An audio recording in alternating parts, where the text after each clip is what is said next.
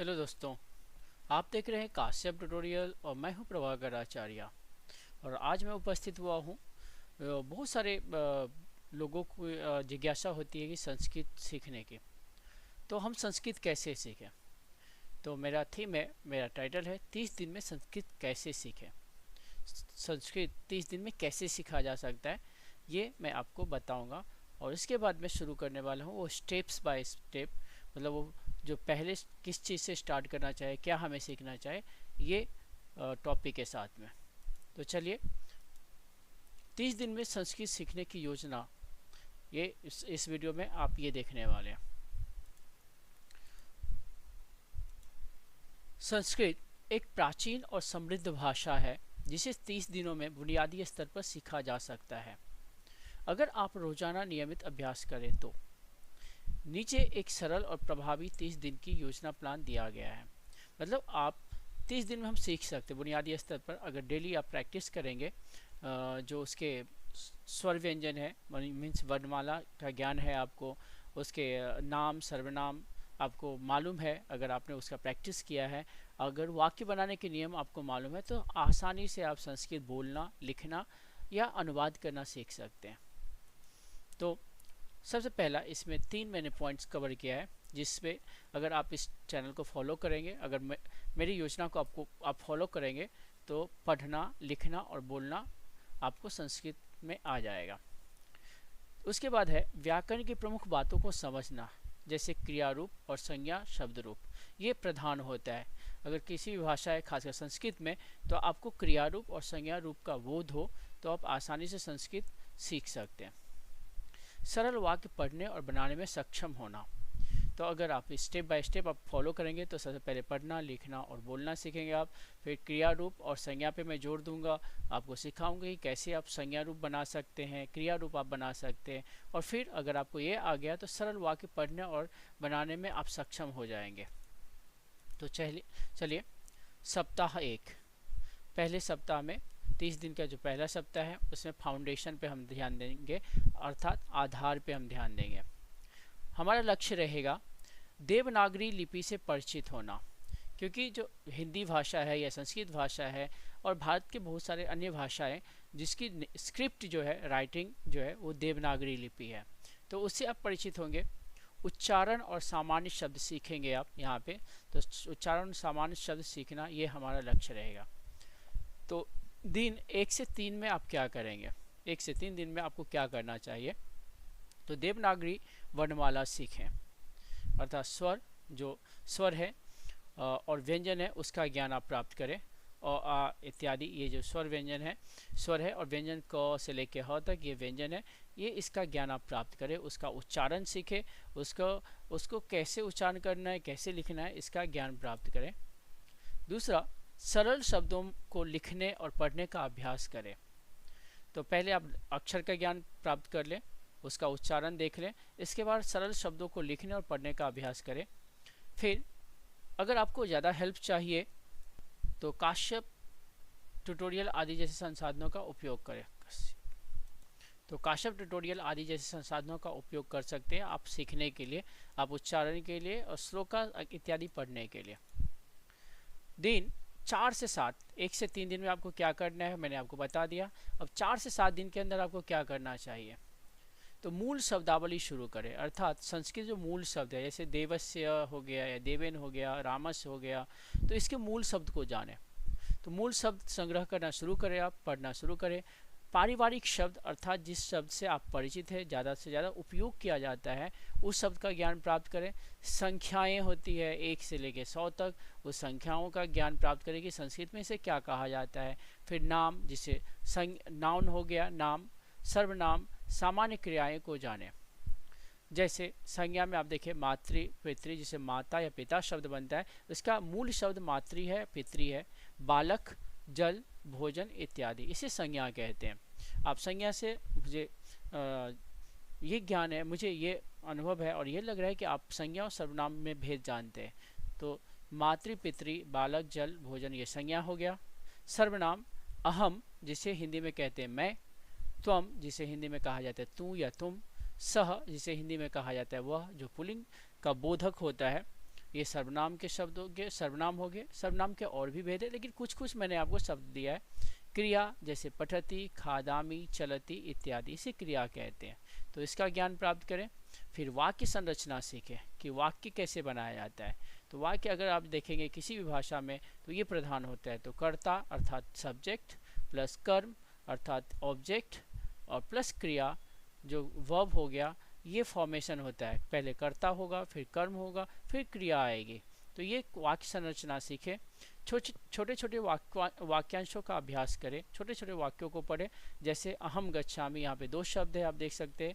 अहम गच्छामि, अहम का मीनिंग होता है मैं, गच्छामि का मीनिंग होता है जाता हूँ, तो मैं जाता हूँ। सह पठति, ये भी छोटा वाक्य है। तो सह पठति, सह मीन्स वह, पठति मीन्स पढ़ता है। तो ये प्रेजेंट टेंस का मैंने सेंटेंस आपको दिया है। तो इसका ज्ञान प्राप्त करें, छोटे छोटे वाक्यांशों को पढ़ें। इसके बाद ये जो एडिशनल में आपको बता रहा हूँ अभ्यास आपको क्या करना चाहिए। इस सब के बाद में आपको प्रतिदिन 20 से 30 मिनट लिखने और पढ़ने का अभ्यास करना चाहिए। संस्कृत लिखने और पढ़ने का अभ्यास करें। तो अगर आप ये फॉलो करें तो आसानी से आप सीख सकते हैं। दूसरे सप्ताह में आपको क्या करना चाहिए, तो प्रारंभिक व्याकरण, इसका ज्ञान प्राप्त करें। प्रारंभिक ज्ञान, जो व्याकरण है उसका प्रारंभिक ज्ञान प्राप्त करें कि क्या है व्याकरण। इसमें लक्ष्य है, सप्ताह 2 में आपका लक्ष्य होना चाहिए संस्कृत व्याकरण को समझना शुरू करना, संज्ञा, सर्वनाम और क्रिया का मूल ज्ञान प्राप्त करना, ये हमारा लक्ष्य रहेगा। इसके लिए दिन जो दिया गया है 8 से 10 दिन, 8 दिन से स्टार्ट करें, 10 दिन के अंदर ये हमारा लक्ष्य कंप्लीट होना चाहिए। इसमें सामान्य लिंगों का ज्ञान प्राप्त करना है। सामान्य लिंग अर्थात संस्कृत में 3 लिंग होता है, पुल्लिंग, स्त्रीलिंग और नपुंसक लिंग। इसे दो सामान्य लिंगों के संज्ञा विभक्तियां सीखें। तो संज्ञा आपने देख लिया कि संज्ञा किसे कहते हैं, जो नाम होता है, जो बोधक होता है, जिससे आदमी पहचाना जाता है, उसे संज्ञा कहते हैं। तो उसका ज्ञान प्राप्त करें तीनों लिंगों में। और विभक्तियां सीखें, क्योंकि बाकी लैंग्वेज में क्या होता है कि प्रीपोजिशन अलग से लगता है, लेकिन संस्कृत में विभक्ति आधार पे संज्ञा का रूप चेंज होता है। जैसे देव हुआ तो देवः, देवेन, वो विभक्तियां होती है, तो उसके बारे में सीखें। अर्थात जैसे विभक्ति किसे कहते हैं, प्रथमा कर्ता, प्रथमा विभक्ति को कर्ता कहते हैं, द्वितीया को कर्म कहते हैं, तृतीया करण आदि विभक्तियां होती है। तो इसका ज्ञान प्राप्त करें, इसका ज्ञान मैं आपको दूंगा। फिर वर्तमान काल क्रिया रूप सीखें, अर्थात प्रेजेंट टेंस के बारे में आप सीखें। और इसमें जो पद प्रत्यय होता है, फिक्स होता है, वो 2 प्रकार के होते हैं, प्रश्न पद और आत्मनेय पद।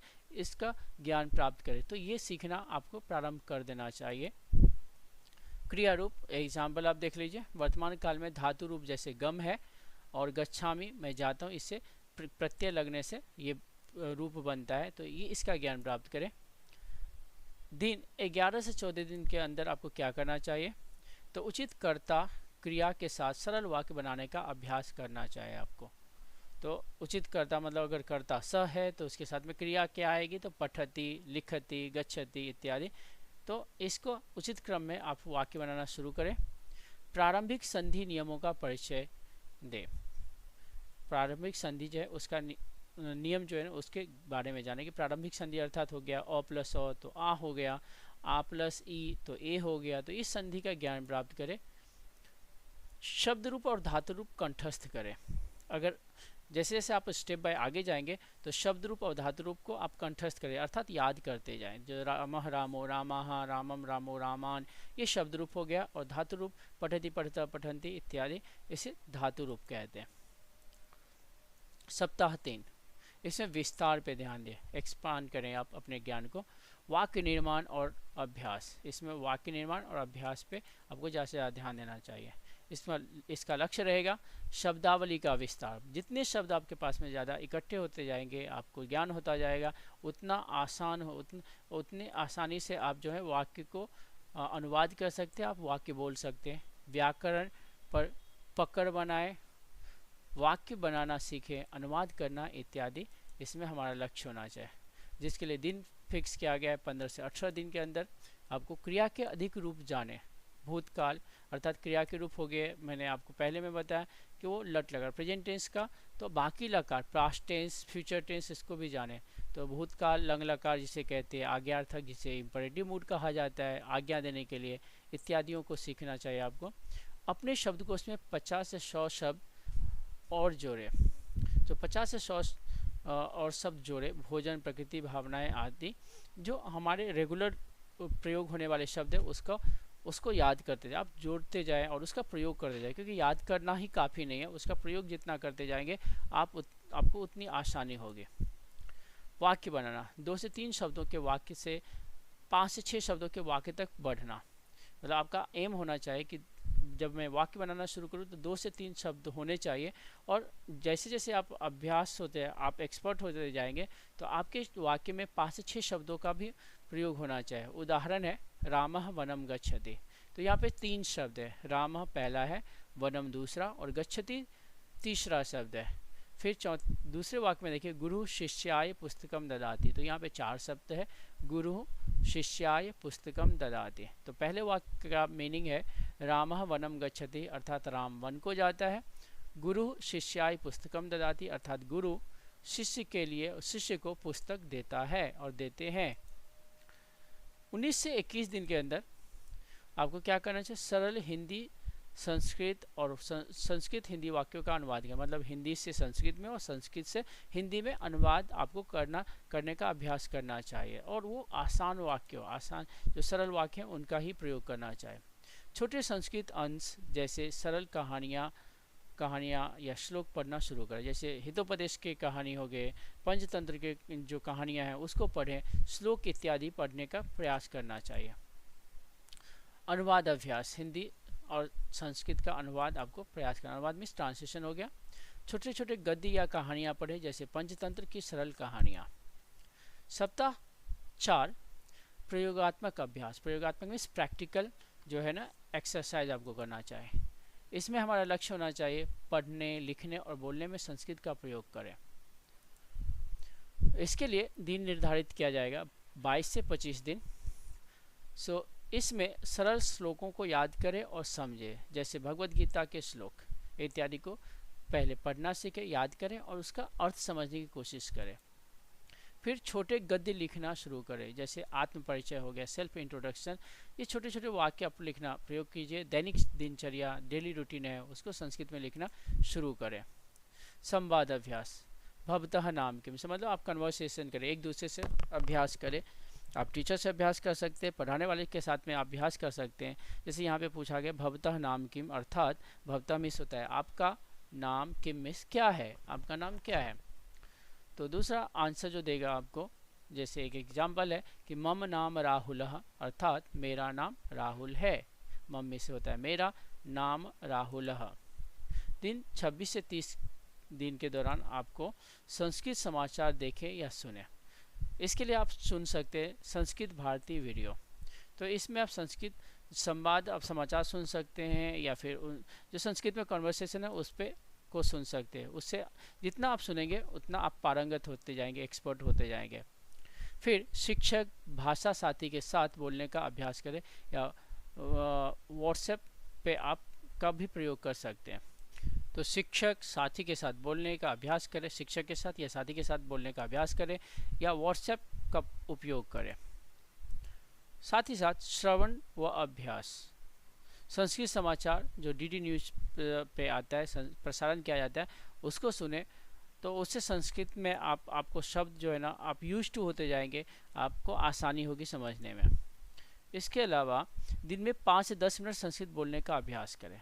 तो अगर आप इस तरह से फॉलो करेंगे, अगर इस चैनल को फॉलो करेंगे, आप ऐसे प्रैक्टिस करेंगे, तो आसानी से आप संस्कृत बोलना, लिखना और पढ़ना सीख सकते हैं। साथ ही साथ श्लोक भी आपको आसानी से पढ़ना आ जाएगा और आप उसको याद भी कर सकते हैं। तो आई होप आपको ये पसंद आया। आप ऐसे ही देखते रहिए, और जैसे मैं फर्स्ट स्टेप आपके साथ में शेयर करने वाला हूँ, उस स्टेप को फॉलो कीजिए, उससे प्रैक्टिस कीजिए और आसानी से संस्कृत सीखिए। धन्यवाद आपको इस चैनल को देखने के लिए।